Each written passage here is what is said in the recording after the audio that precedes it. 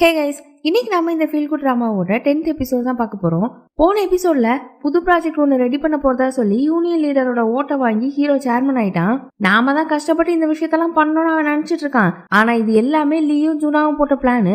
ஹீரோவை சேர்மன் ஆக்கி அந்த ப்ராஜெக்டை கொண்டு வந்து அதை வச்சே ஹெர்மியாவையும் ஹீரோவையும் முடிச்சு கட்ட போறாங்க. இது தெரியாம ஹீரோ புது ப்ராஜெக்ட்டுக்கு இன்வெஸ்ட் பண்றான்.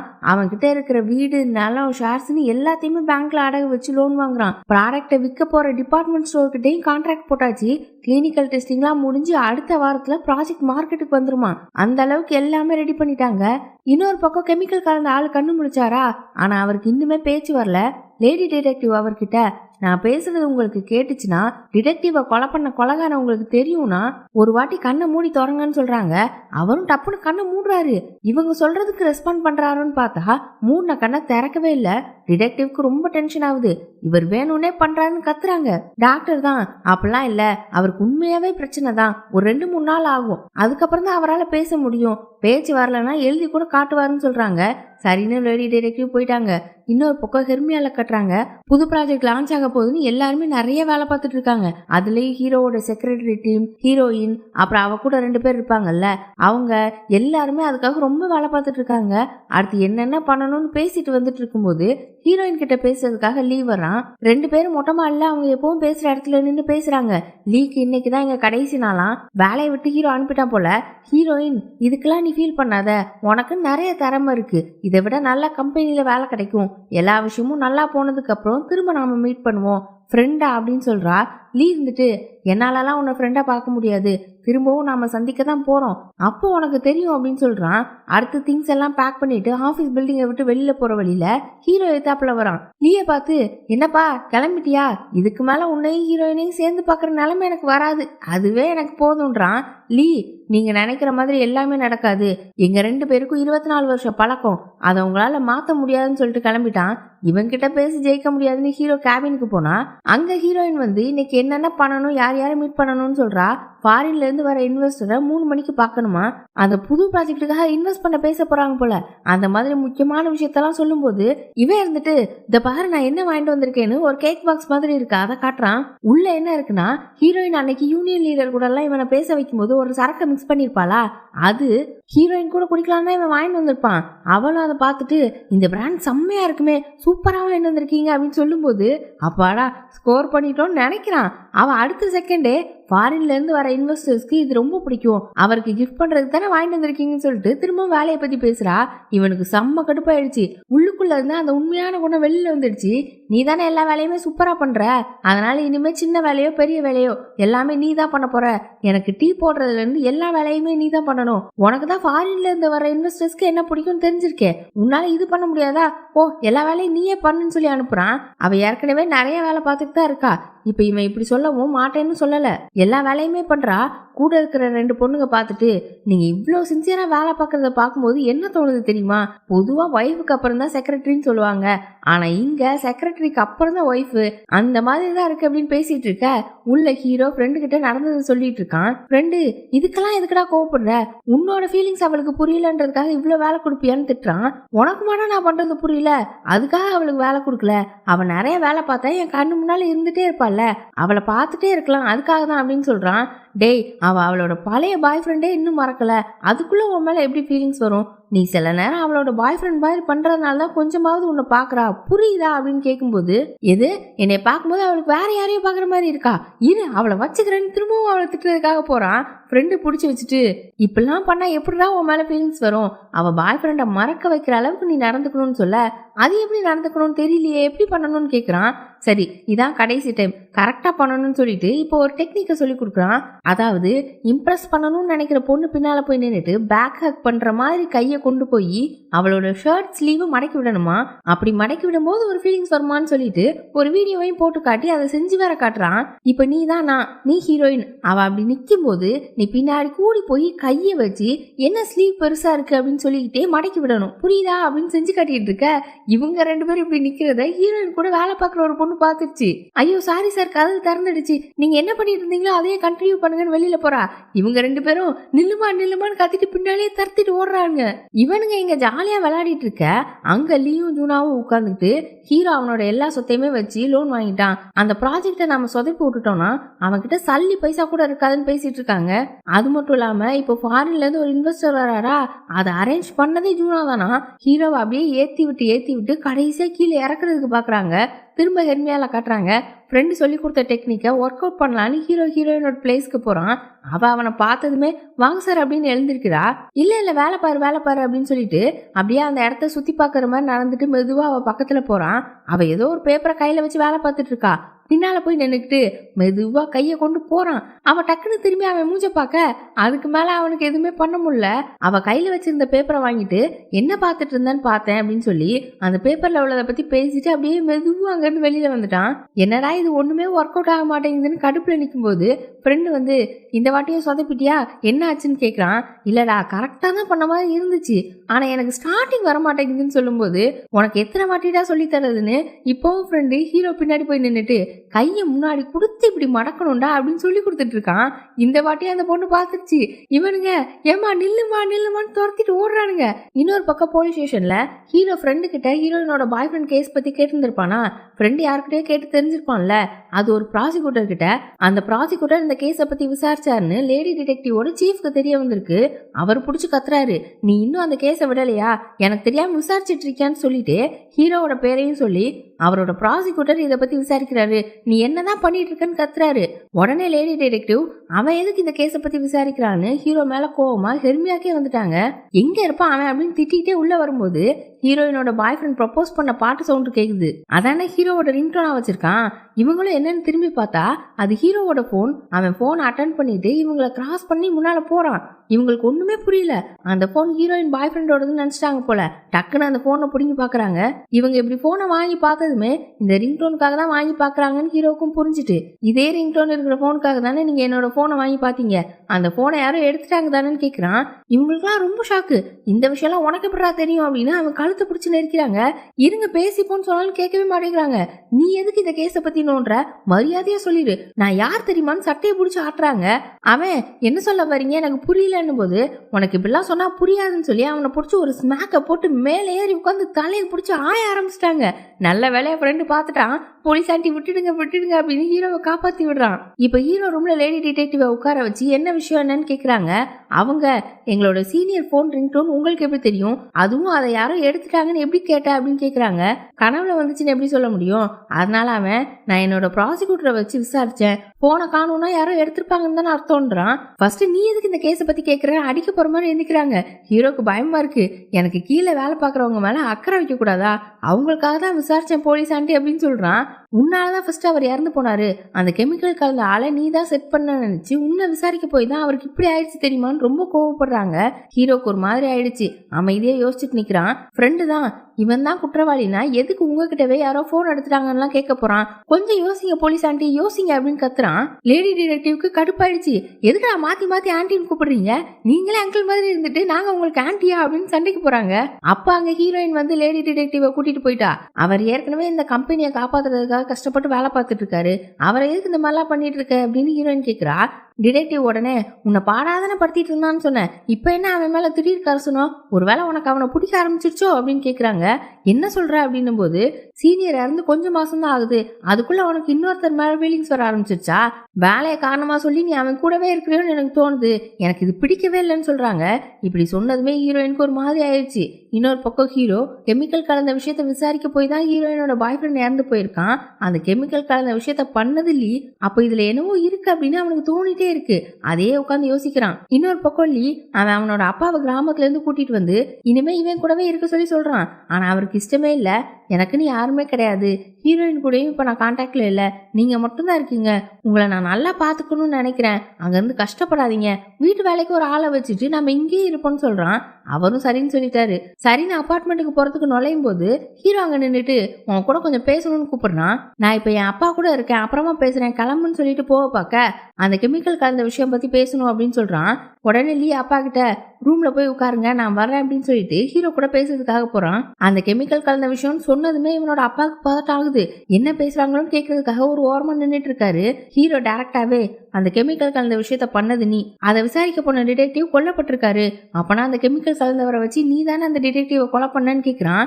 லீ திமிரா, நீ வேணா அந்த ஆள்கிட்டே போய் கேட்க வேண்டியதானேன்னு சொல்ல, ஆமா கேட்க தான் போறேன், அவர் இன்னும் 2-3 நாள்ல பேசிடுவாரு, அதுக்கப்புறம் உனக்கு இருக்கு, உன்னை பத்தி எல்லாத்தையுமே வெளியே கொண்டு வருவேன்னு மிரட்டுறான். உன்னோட கற்பனைக்கு அளவே இல்லாம போகுது அப்படின்னு லீ முறைக்கும் போது, நானும் இது கற்பனையா இருக்கணும்னு தான் நினைக்கிறேன், இந்த விஷயம்லாம் தெரிஞ்சா ஹீரோயின் எவ்வளவு கஷ்டப்படுவான்னு யோசிச்சியா அப்படின்னு சொல்லிட்டு அங்கிருந்து போயிட்டான். இதெல்லாம் கேட்டுட்டு இருந்த லீயோட அப்பா கை கிடுக்கிடுன்னு நடந்தது. இன்னொரு பக்கம் ஹீரோயின் லேடி டிடெக்டிவ் பேசிட்டு போனதுக்கு அப்புறம் ஒருவேளை நமக்கு ஹீரோ மேல நிஜமாவே ஃபீலிங்ஸ் வந்துருச்சோன்னு டவுட் வருது. கூட வேலை பார்க்குற பொண்ணு கிட்ட நீ ஒருத்தர் கூட பழகிட்டு இருந்தனா அது நிஜமாவே லவ்வா என்னன்னு எப்படி தெரிஞ்சுப்பன்னு கேட்குறா. அதுக்கு அந்த பொண்ணு, நாம ஒருத்தர் கூட ரொம்ப நாள் இருந்தோம்னா நமக்கு ஒரு அட்டாச்மெண்ட் வரும், ஆனா அதுக்கும் லவ்வுக்கும் ஒரு சின்ன நூல் அளவு தான் வித்தியாசம், அதை தான் நீங்க கண்டுபிடிக்கணும். நாம நம்மளோட பாஸுக்காக எல்லா வேலையுமே பண்ணி கொடுப்போம், ஆனா நம்மளோட கண்ணீரை நமக்கு பிடிச்சவங்க கிட்ட தான் காட்டுவோம் அப்படின்னு சொல்றா. ஹீரோயினுக்கு தெளிவா ஆன்சர் கிடைச்சிச்சான்னு தெரியல.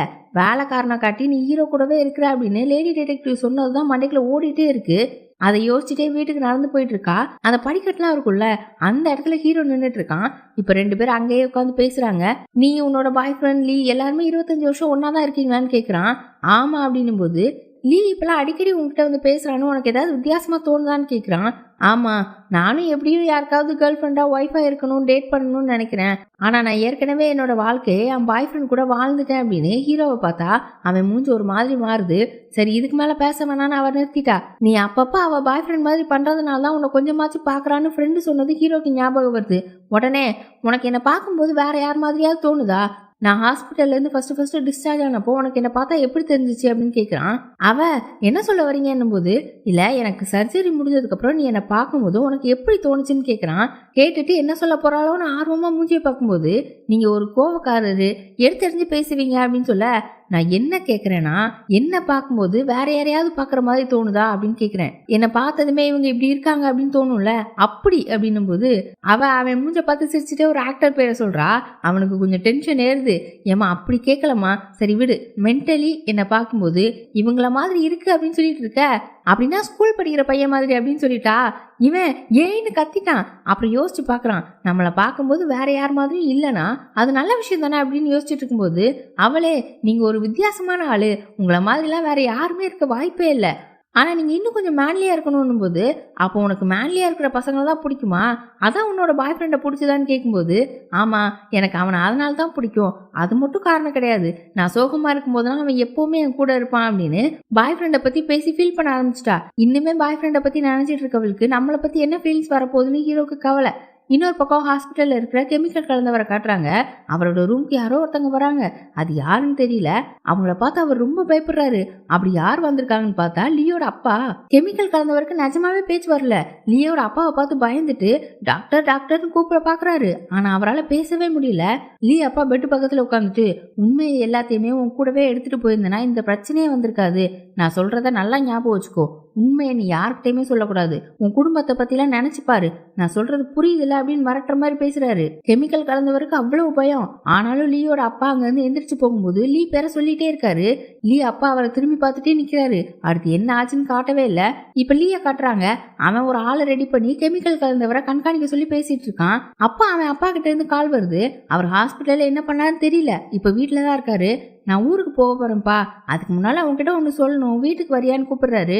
இன்னும் ஒரு 2 மணி நேரம் ஆகும், நீங்க உட்காந்துருங்க, இல்லைன்னா இப்பவே போன்ல சொல்லுங்கன்னு போது, சரிப்பா நீ நல்லா சாப்பிடு, எப்ப பார்த்தாலும் வேலையே பார்த்துட்டு இருக்காதுன்னு சொல்லிட்டு போனை கட் பண்ணிட்டாரு.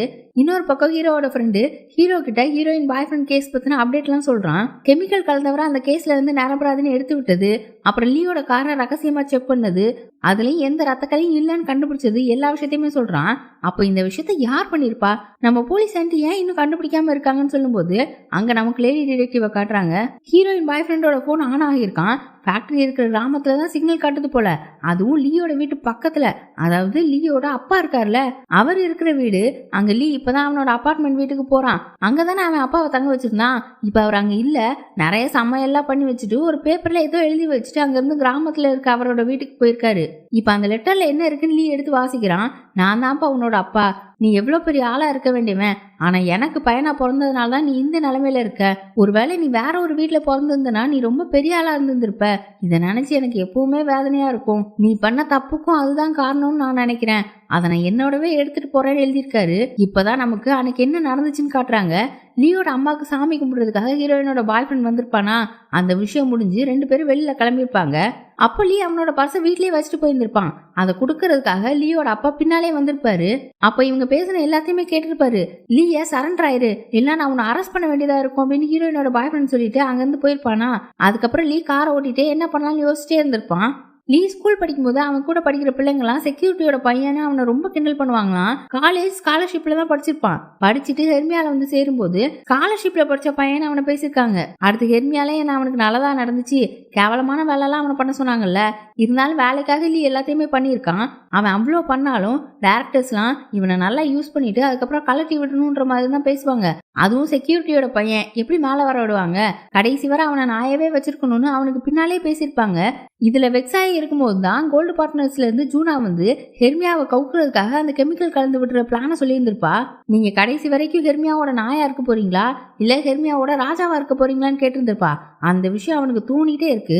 கார்ல போகும்போது அதை பத்தியே தான் யோசிச்சுட்டே போறான். அப்பதான் ரோட்ல ஹீரோயினோட பாய் ஃப்ரெண்ட் நடந்து போயிட்டு இருந்திருப்பான். இவ்வளவு தூரம் வந்துட்டோம், இது கெட்டு போகணுமான்னு அவனுக்கு தோணிருச்சு. அதனால ஃப்ரெண்டு மேலேயே காரை வச்சு இடிச்சிட்டான். ஃப்ரெண்டு ரத்த வெள்ளத்துல கீழே கிடக்குறான். இந்த விஷயத்த லீயோட அப்பா கொஞ்சம் தூரத்துல நின்று பாத்துட்டு இருப்பாரு. ஹீரோயினோட பாய் ஃப்ரெண்ட் அசைவே இல்லாம கிடக்கவும் லீ மெதுவா அவனை தொடலான்னு கிட்ட கையை கொண்டு போறான். அவன் டப்புன்னு கையை பிடிச்சி இழுத்துருப்பான். கொஞ்சம் உயிர் இருந்திருக்கு போல. லீயோட கையில அந்த மீன் சிம்பல் போட்ட வாட்ச் இருக்கு. அது டக்குன்னு கீழே விழுது. இந்த விஷயம்லாம் நடந்துட்டு இருக்கும் போது தான் அந்த இடத்துக்கு கெமிக்கல் கலந்தவர் கார்ல வந்திருப்பாரு. அவர் ஹீரோயினோட பாய் ஃப்ரெண்டை பார்த்து பதறி போய் ஆம்புலன்ஸ்க்கு போன் பண்ணலான்னு பார்த்துருப்பாரு. ஆனா லீ தான் தடுத்து, இவனை காப்பாத்தணும்னா நம்மளோட உயிர் தான் போகும். உங்க குடும்பத்தை பத்தி நீங்க யோசிச்சு பார்க்கலையா? உங்களோட ஒய்ஃப்க்கு கிட்னி டிரான்ஸ்பிளான்ட் பண்றதுக்கு நான் உதவி பண்றேன். உங்க பிள்ளைங்களெல்லாம் ஃபாரின்ல படிக்க வைக்கிறேன்னு சொல்லியிருந்திருப்பான். அதனால அவரும் அங்கிருந்து கார் எடுத்துட்டு கிளம்பியிருப்பாரு. லீயும் அங்கிட்டு கார் எடுத்துட்டு கிளம்ப இது எல்லாத்தையுமே லீயோட அப்பா ஒரு ஓரமா நின்று பார்த்துட்டு தான் இருந்திருப்பாரு. அப்ப பாய் ஃப்ரெண்டோட போனுக்கு ஹீரோயின் போன் பண்ணிட்டே இருக்கா. அந்த ரிங்டோன் அடிக்கும் போது தான் லீயோட அப்பா அந்த போன் எடுத்திருப்பாரு. இந்த டைம் வரைக்கும் கூட பாய் ஃப்ரெண்டுக்கு உயிர் இருந்திருக்கும். அங்கிள் என்னை காப்பாத்துங்கன்னு முடங்கி இருந்திருப்பான். ஆனா அவரு என்னை மன்னிச்சிருப்பான்னு சொல்லி அழுதுட்டே அங்கிருந்து போயிருந்திருப்பாரு. இப்ப பிரசன்ட்டுக்கு வந்துட்டோம். டிடெக்டிவ்ஸா அவரோட வீட்டுக்கு வந்துட்டாங்க. வெளியில நின்று கூப்பிடும்போது அவர் சத்தமே கொடுக்கல. உடனே கதவை திறந்து உள்ள போயிட்டாங்க. பார்த்தா அவர் சூசைட் பண்ணி இறந்துட்டாரு. அவர் பக்கத்துல ஹீரோயின் பாய் ஃப்ரெண்டோட போனும் சூசைட் நோட்டும் இருக்கு. அங்க லீ இவரோட லெட்டரை படிச்சுட்டு வேகமா கிளம்புறான். இன்னொரு பக்கம் ஹீரோயினுக்கு லேடி டிடெக்டிவ் கால் பண்றாங்க. பாய் ஃப்ரெண்டா அவர் தான் சாகடிச்சாருன்னு சொல்லிட்டாங்க போல. அவ செம்மையா ஷாக் ஆகுறா. இன்னொரு பக்கம் லீ அப்பாவோட பாடியா ஹாஸ்பிட்டல்ல வச்சிருக்காங்க. லீ அங்க வந்து பார்த்து கதறி கதறி அழுகுறான். லேடி டிடெக்டிவ் ஹீரோயின் பாய் ஃப்ரெண்ட் அப்பா கிட்ட பாய் ஃப்ரெண்டோட போன் கிடைச்சிச்சுல அதை கொடுத்துட்டு லீயோட அப்பா தான் குற்றவாளி, கேஸ் முடிஞ்சிருச்சுன்னு இன்ஃபார்ம் பண்றாங்க. ஒரு ட்ரக்கை வச்சு ஏற்றி சாகடிச்சாதான் அந்த லெட்டர்ல எழுதி வச்சிருக்காரு. எல்லாத்தையுமே சொல்ல சொல்ல பாய் ஃப்ரெண்டோட அப்பாவுக்கு அழுகையா வருது. போனை கையில வச்சுட்டு கதறி அழுதுட்டு இருக்காரு. இன்னொரு பக்கம் ஹீரோ, அவனுக்கும் இந்த நியூஸ் போகுது. அவனோட கனவுல ஆக்சிடென்ட் ஆகி கிடக்குற மாதிரியும் பக்கத்துல ஒருத்தர் வர மாதிரி வரும்ல. இவன் எவ்வளவுதான் யோசிச்சாலும் அந்த ஆளு லியோட அப்பா மாதிரி அவனுக்கு தெரியவே இல்லை. அந்த கனவுல மூஞ்செல்லாம் தெரியாது, கால் மட்டும் தான் தெரியும். இருந்தாலும் அது அவர் கிடையாதுன்னு அவனுக்கு தோணிட்டே இருக்கு. அங்க ஸ்டேஷன்ல இருக்கிற லேடி டிடெக்டிவ்க்கும் இதுல என்னமோ தப்பா இருக்குன்னு தோண ஆரம்பிக்குது. அவங்க சீஃப் கிட்ட சண்டை போட்டுட்டு இருக்காங்க. அந்நேரம் கரெக்டா ஹீரோ கால் பண்ணி, நான் உங்க ஸ்டேஷனுக்கு வெளியில தான் நிக்கிறேன், வாங்க அப்படின்னு கூப்பிடுறான். இவங்களும் போய் என்ன எதுக்கு வந்திருக்குன்னு கேட்க, ஹீரோவும் ஹீரோயினோட பாய் ஃப்ரெண்டை சாகடிச்சது லியோட அப்பா கிடையாது, அதுவும் ட்ரக்கை வச்சு ஆக்சிடென்ட் பண்ணல, எனக்கு நல்லா தெரியும்னு சொல்றான்.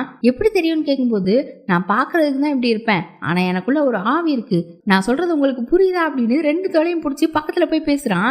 அவங்களும் நம்புற மாதிரி மூஞ்ச வச்சுட்டு, ஒரு நிமிஷம் கையை இடு அப்படின்னு சொல்லிட்டு தலையிலே ஒரு அடி. நானே செம்ம காண்டில் இருக்கேன், நீ வேறன்னு டென்ஷன் ஆயிட்டு இருக்கும்போது நான் சொல்றதை நம்புங்க, நீங்க இதை திரும்பி ஒருத்தர் இன்வெஸ்ட் பண்ணணும்னு கத்திட்டே இருக்கான். சொன்னா கேட்க மாட்டேன்னு அடிக்கிறதுக்கு துரத்துறாங்க.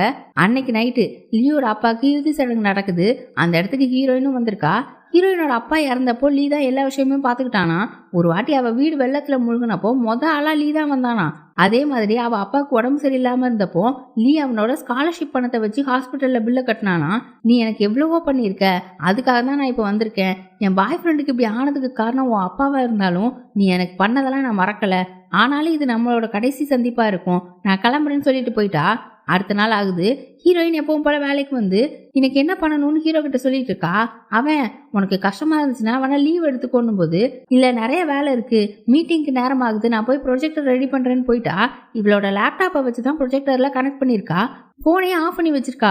லேடி டிடெக்டிவ் ஹீரோ வந்து பேசுனதும் அதே நினைச்சு குழம்பிட்டு இவளுக்கு கால் பண்ணலான்னு ஃபோன் பண்ணியிருந்திருக்காங்க. ஃபோன் ஆஃப் ஆயிருந்ததுனால சரி மெசேஜ் பண்ணுவோன்னு பண்ண லேப்டாப்ல உள்ள வாட்ஸ்அப்க்கு லேடி டிடெக்டிவோட மெசேஜ் வருது. ஹீரோயின் லேப்டாப்ல தானே ப்ரொஜெக்டர் கனெக்ட் ஆயிருக்கு. மீட்டிங் போயிட்டு இருக்கும்போது ஸ்கிரீன்ல மெசேஜ் டிஸ்பிளே ஆயிட்டு அவங்க இருந்துட்டு உன்னோட பாஸ்க்கு எதுவும் பைத்தியமான மெசேஜ் அனுப்பியிருக்காங்க. அடுத்து இன்னும் விடல டைப்பிங்னு வருது. ஹீரோயினும் டக்குன்னு ஆஃப் பண்ணலான்னு போகும்போது தொடாத அப்படின்னு ஹீரோ கத்திட்டு அடுத்து என்ன அனுப்புறாங்கன்னு பார்த்துட்டே உட்காந்துருக்கான். அவங்க அந்த பைத்தியம் இன்னைக்கு ஏதாவது உன்ட்ட விசித்திரமா சொல்லிச்சா சொல்லுடி அப்படின்னு அடுத்தடுத்து மெசேஜ் அனுப்பிட்டே இருக்காங்க. ஹீரோ மெதுவா அந்த லேப்டாப்பை வாங்கி மனசு கஷ்டமா இருந்தா அழுதுடணும், நீ ஒன்னும் தனியா இல்லைன்னு என்னோட ஹேண்ட்ஸமான கூலான பாஸ் சொன்னார்னு இவனே மெசேஜ் டைப் பண்ணி அனுப்புறான். அப்புறம் மீட்டிங் முடிஞ்சு அன்னைக்கு நைட்டு ஹீரோயினோட வீட்டுக்கு போற வழியில படிக்கட்டு இருக்கும்ல, அதுல ஹீரோயின் உட்கார்ந்துருக்காங்க. ஹீரோ தான் கூட்டிட்டு வந்திருப்பான். அவ தலையில ஒரு தொப்பியை மாட்டி விட்டுட்டு இதை போட்டுட்டு நீ அழுகுறது யாருக்குமே தெரியாது, அழுது டீஹைட்ரேட் ஆயிட்டேன்னா அதுக்கும் நான் தண்ணி எடுத்துட்டு வந்திருக்கேன், ஒரு 2 மணி நேரம் நல்லா ஆளு, நான் எதுவுமே பேச மாட்டேன், தோ என் தோலை சமைச்சுக்கோ அப்படின்னு சொல்றான். அவ சிரிச்சுட்டே என்ன சொல்றீங்க அப்படின்னு கேட்கும்போது உனக்குள்ள எவ்வளோ கஷ்டம் இருக்கும்னு எனக்கு தெரியும், நீ என்னை 9 வயசு சின்ன பையனாவே இருக்கேன்னு சொன்ன, நீயும் அதே மாதிரி தான், உன் அப்பா 10 வருஷமா படுக்கையா இருந்தப்போ நீ தான் பார்த்துக்கிட்டியாமே சொன்னாங்க, நீ குழந்தையா இருக்கும்போதே ஒரு பெரிய ஆளா நடந்துட்டு இருந்திருக்க, இப்போவும் அதே மாதிரி இருக்கணும்னு அவசியம் இல்லை, என்ன மாதிரி சின்ன பிள்ளைத்தனமா இருக்கிறத விட உன்ன மாதிரி மெச்சூரான ஆளா இருக்கணும்னு நினைக்கிறது தான் கஷ்டம், அப்படிலாம் இருக்க தேவையே இல்லை, அழுக வந்தா அழுகுற அப்படின்னு சொல்றான். அவளுக்கு அவன் பேசுறதெல்லாம் லைட்டா டச் ஆகுற மாதிரி இருக்கு. லேடி டிடெக்டிவ் வேற சீனியர் இப்பதான் இறந்துருக்காரு, அதுக்குள்ள உனக்கு அவன் மேல ஃபீலிங்ஸான்னு கேட்டாங்கல்ல, அது ஞாபகம் வந்துருச்சு. உடனே அவ நான் கிளம்புறேன் அங்க இருந்து எந்திரிச்சு போக பாக்குறா. இவன் டக்குன்னு அவளை பிடிச்சி ஹக் பண்ணிட்டு கஷ்டமா இருந்துச்சுன்னா கஷ்டமா இருக்குன்னு சொல்லணும், அழுக வந்துச்சுன்னா அழணும், இப்படியே இருந்து முழுசா உடஞ்சு போயிட்டா என்ன பண்ணுவ அப்படின்னு சொல்றான். அவளுக்கு அழுகையா வருது.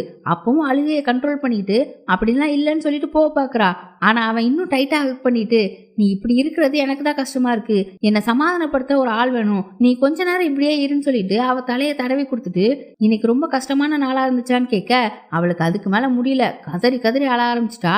இன்னொரு பக்கம் லீ அவன் அப்பா இறுதி சடங்குலாம் முடிஞ்சு அவரோட அஸ்தியை ஆத்துல கரைக்கிறான். அவன் இதுக்கு முன்னாலே இருந்ததை விட இன்னும் உக்கிரமா தான் இருக்கான். ஹீரோயின் இதுதான் நம்ம கடைசியா சந்திக்கிறதுன்னு சொன்னது, அவன் அப்பா உனக்காக எல்லா பழியையும் நான் ஏத்துக்கிறேன்னு சொன்னது, ஹீரோ கம்பெனியும் ஹீரோயினும் எனக்கு தான் சொன்னது, எல்லாமே பத்தி யோசிச்சு செம்ம வெறி ஆயிட்டு இருக்கான்.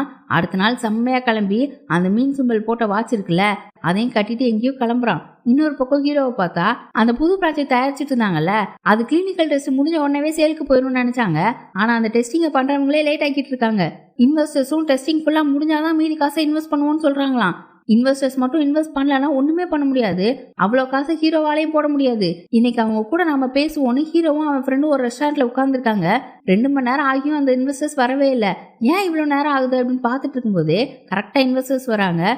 ஃபர்ஸ்ட் ஒருத்தர் வராரு, வாங்க அப்படின்னு சொல்லிட்டு நிற்கும்போது பார்த்தா பின்னால லீ வந்து நிற்கிறான். நீ எதுக்கு இங்கே வந்திருக்கான்னு ஹீரோ கேட்கும்போது கொஞ்சம் பார்த்து பேசுங்க, இவர் தான் உங்க ப்ராடக்ட்டுக்கு இன்வெஸ்ட் பண்ற கம்பெனியோட பிரசிடென்ட் அப்படின்னு சொல்றாங்க. லீயும் அவனோட பேரை சொல்லிட்டு கோல்டு பார்ட்னர்ஸ்ல இருந்து வந்திருக்கேன்னு சொல்றான். கோல்டு பார்ட்னர்ஸ்ல போய் சேர்ந்துட்டான் போல. அப்படியே இந்த எபிசோட முடிச்சுட்டாங்க. லீ கெட்டவனா ஆக ஆக ஹீரோயின் கிட்ட இருந்து தள்ளி போயிட்டே இருக்கான். அது அவனை இன்னுமே கோவமாக்குது. என்னென்ன பண்ண போறன்றதே தெரியல. அதெல்லாம் தெரிஞ்சுக்க சேனலை சப்ஸ்கிரைப் பண்ணி பெல் ஐகானை பிரஸ் பண்ணி வச்சுக்கோங்க. வீடியோ பிடிச்சிருந்தா லைக் பண்ணுங்க, ஷேர் பண்ணுங்க. Bye by.